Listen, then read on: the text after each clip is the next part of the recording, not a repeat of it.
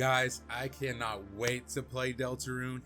If it's anything like Undertale, I'm sure Toby Fox has made yet another great game. So let's just go try it out, guys, without further ado, because if I just keep rambling here, we're not going to get to the game. So let's just get to it and see what it's all about. And oh, what's this? You accept everything that will happen from now on. What?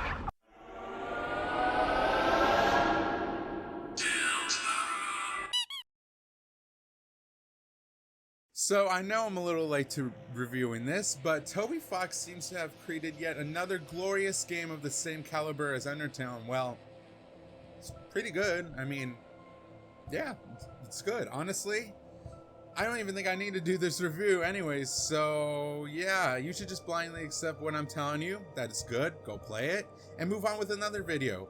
I got nothing else to say. So with that being said, that will be the end of the review, guys. So bye. Thank you for watching. Peace out.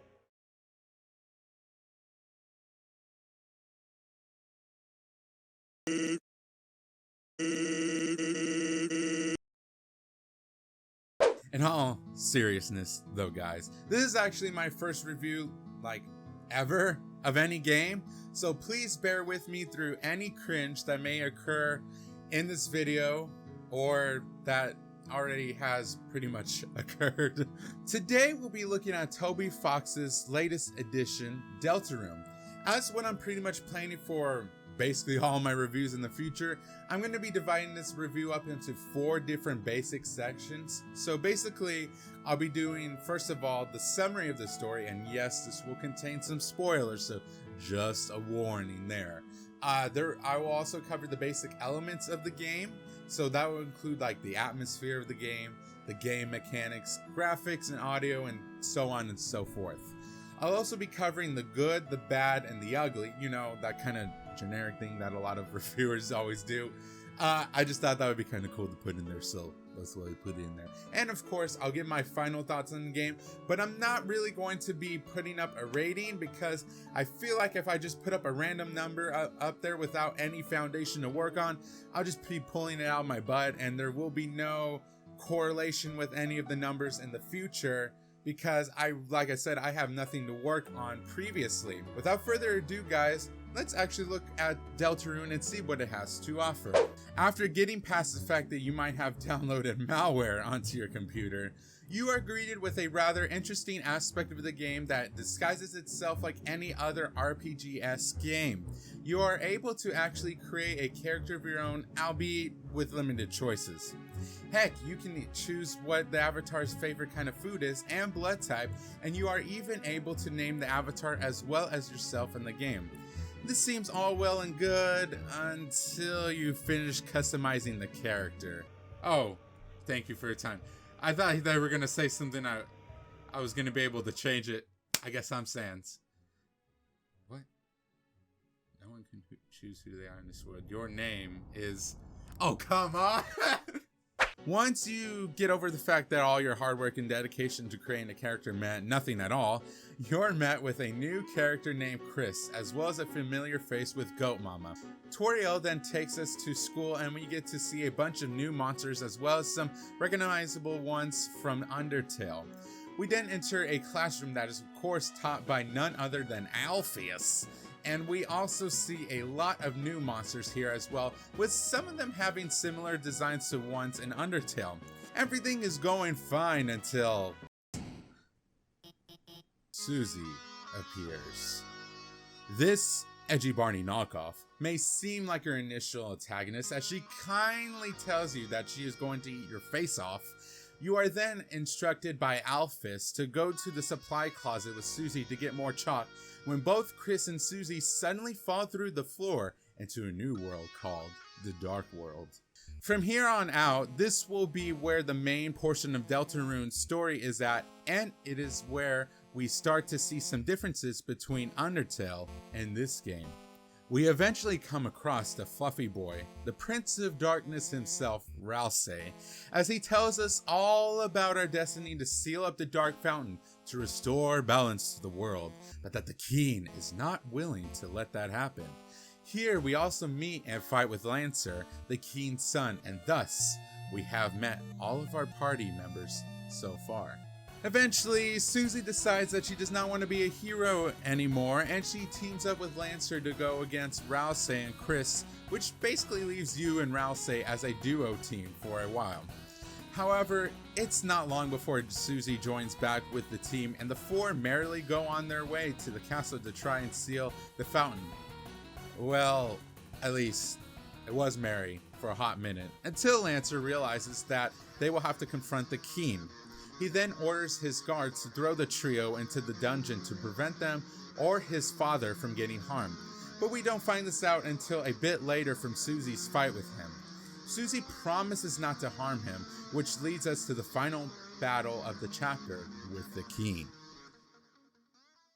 After a fairly easy battle for being the final boss, the Keen will eventually collapse and basically trick Ralsei into healing him, which in turn puts the whole party at risk of almost being killed. This is where your decision of being merciful or violent comes into action. If you try to be peaceful with the monsters, they will come to your aid with Lancer to stop the Keen. If you are harmful to the monsters, Susie will instead cast Ralsei's pacifist spell to try and stop the Keen. After all that though, we say our goodbyes to everyone, including Lancer and Ralsei. It is finally time to close the fountain once and for all with this epic scene right here. Whoa! Oh, here we go. Here we go. What's my soul gonna do? Here we go.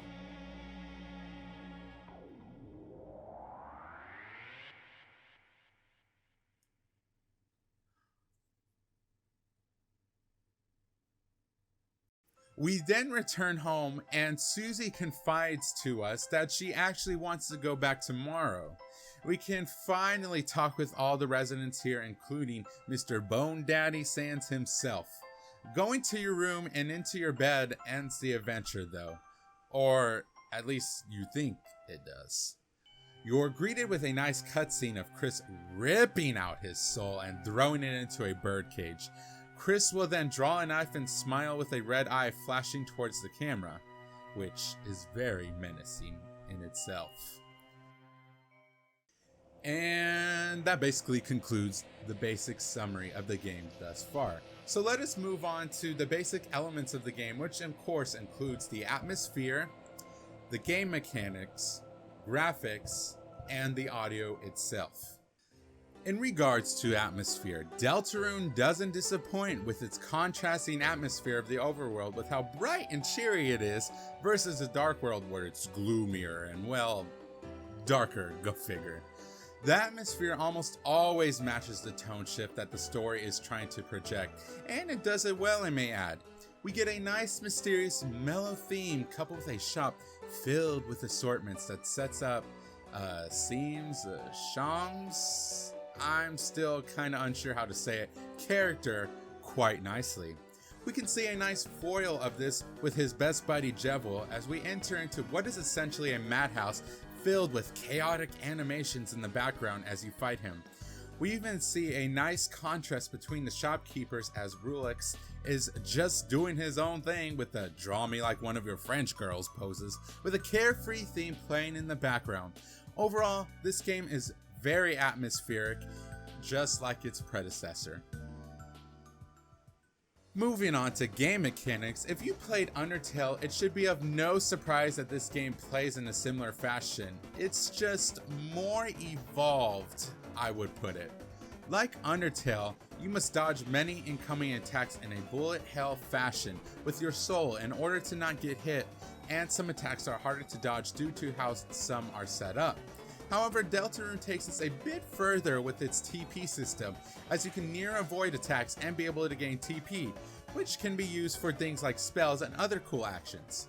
You no longer encounter enemies randomly as well, as you can just see them on the screen before you encounter them. Here, you're not just controlling one character like in Undertale. You get to actually work with other companions in order to defeat your enemies. Items are still a thing in order to equip and heal, also like in the previous game, but now magic comes into play with monster characters like Ralsei and Susie. But boy, don't get me started on the Jevil fight. that I never thought I would be able to do. It's literally the only reason why I live streamed that certain part in Deltarune in the first place. Like Undertale, you can either mercy or hurt the opposing enemy, but you can't outright kill them like you could in Undertale. I have a feeling Toby did this for a reason, as we might be able to kill monsters in the next part of Deltarune, but that's just a theory. A game... Stop it. Get some help. Okay. Sorry. Juice. As for the graphics, like I always say, graphics should not make or break a game, and this game is exactly the reason why. Sure, you won't find any modern Call of Duty graphics in this game, but I mean, this game is 10 times better than any Call of Duty game, so there you go. Yeah, I said it. Fight me. But seriously though, the graphics are what you would expect in most RPG games. It's not anything too fancy, but it can still bring the game to life quite nicely. One of the parts I remember fondly was how the field of hopes and dreams looked as the grass swayed back and forth in a dark atmosphere. I would say that this is an upgrade from the last game, as a lot of things are just more detailed and animated. It's more vibrant and colorful and just really makes this game pop. It's visually pleasing to the eye and captures what the story and atmosphere is supposed to be at that time. If you're not too worried about graphics, or at least can appreciate pixelated graphics for what they are, then you'll love this game's art style. For the last thing of the basic elements of the game, let's talk about what may be the best part of the game overall. Undertale's soundtrack was probably its hardest hitting selling point for the game, as people who didn't even know about the game love different sounds like Megalovania and Death by Glamour. Hell, some of the soundtrack is still being used today for memes.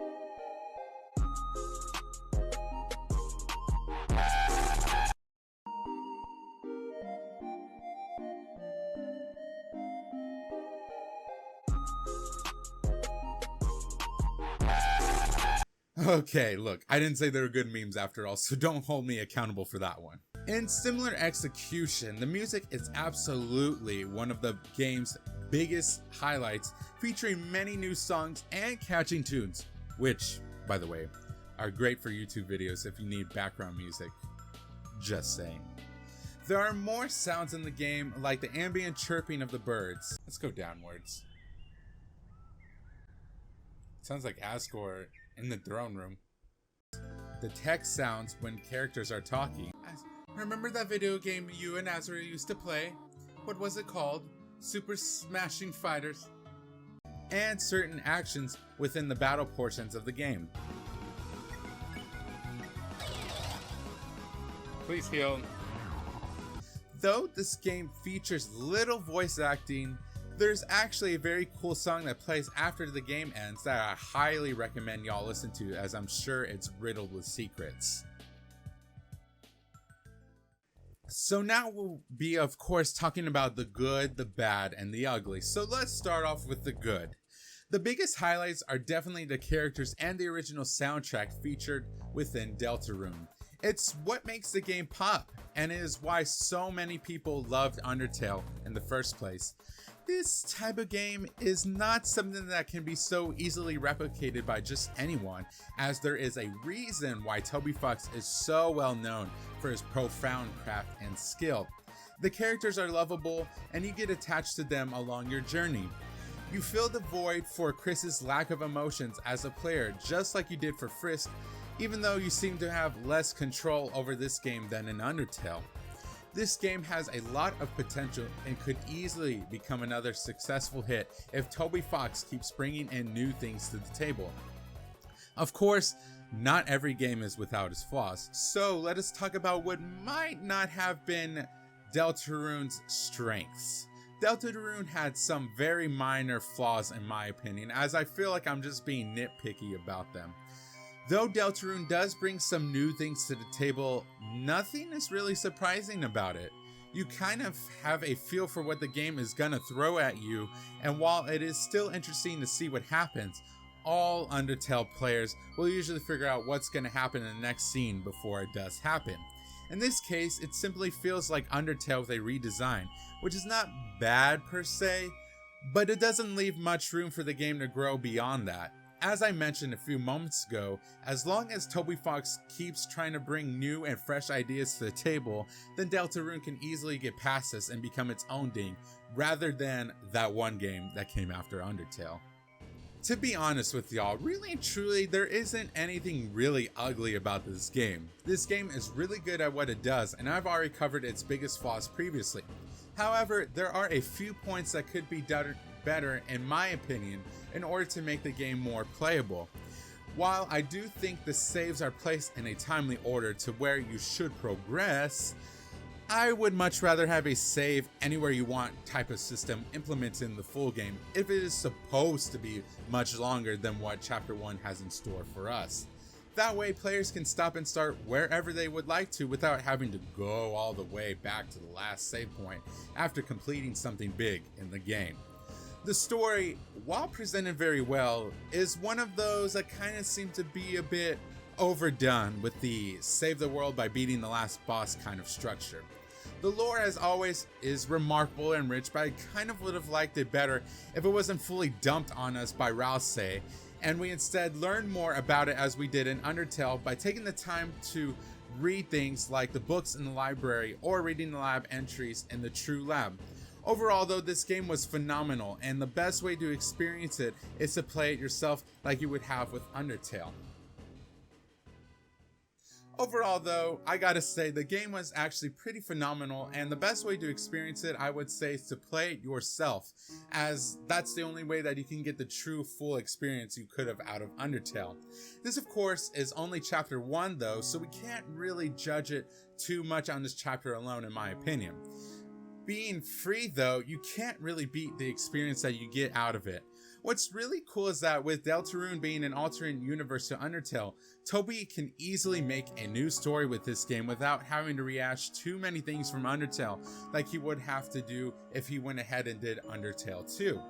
This can also bring back Kara or Chara or however you say it. Of course the fandom is still fighting over that name, as they of course are the demon that comes when people call its name. And they mention that they want to move on to the next world and decimate it in the genocide path of Undertale. This game definitely leaves us hanging, and whether we get the questions answered is up to Toby himself, as he's always the sly dog. Get it? Cause he's a dog in Undertale and...